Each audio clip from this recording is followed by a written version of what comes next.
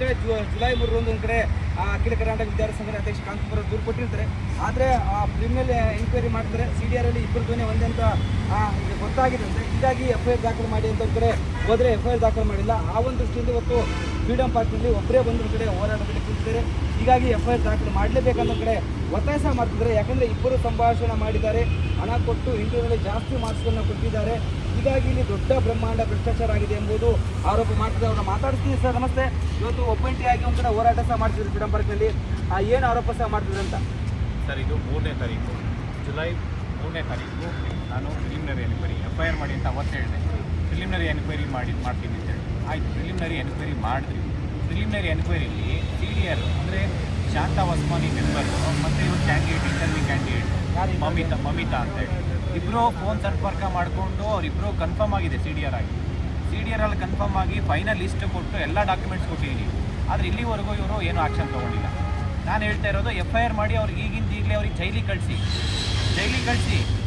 ಯಾಕೆ ಅಂತಂದರೆ ಇವತ್ತು ಲಕ್ಷಾಂತರ ವಿದ್ಯಾರ್ಥಿಗಳು KPSC ನಂಬ್ಕೊಂಡಿದ್ದಾರೆ. ನೀವೇನು ಮಾಡ್ತಿದ್ದೀರಾ ಪೊಲೀಸ್ ಇಲಾಖೆ? 32 ದಿನ ಆಯ್ತು ಇವತ್ತು. CDR ಅಲ್ಲಿ ಕನ್ಫರ್ಮ್ ಆದರೂ ನೀವು ಇನ್ನೂ ಏನು ಮಾಡಿಲ್ಲ ಅಂತಂದರೆ ನಾನು ಕೇಳ್ತಾ ಇರೋದು ಸರ್, ಅವ್ರನ್ನ FIR ಹಾಕಿ ಈಗಲೇ ಜೈಲಿಗೆ ಕಳಿಸಿ ಅಂತ ಕೆಲಸ ಮಾಡಬೇಕು ಅವ್ರಿಗೆ.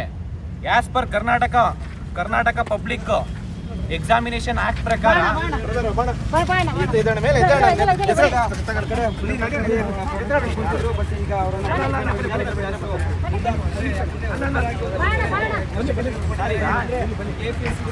ನಾವು FIR ಮಾಡಿ ಅಂತ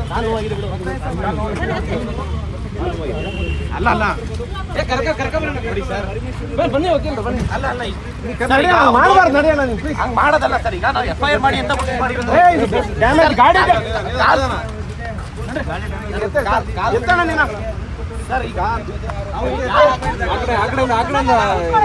ಸರ್ ನೋಡಿ, ನಾವು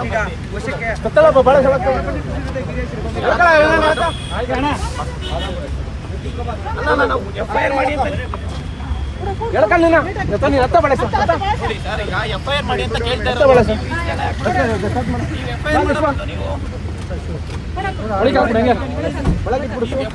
ಕೆಲಸ ಮಾಡಿ ಸರ್. ಇದು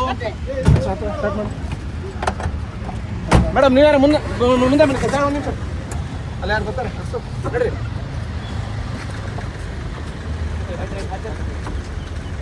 ನಡಿ ಮೇಡಮ್ ಸಾಕು ಅವರು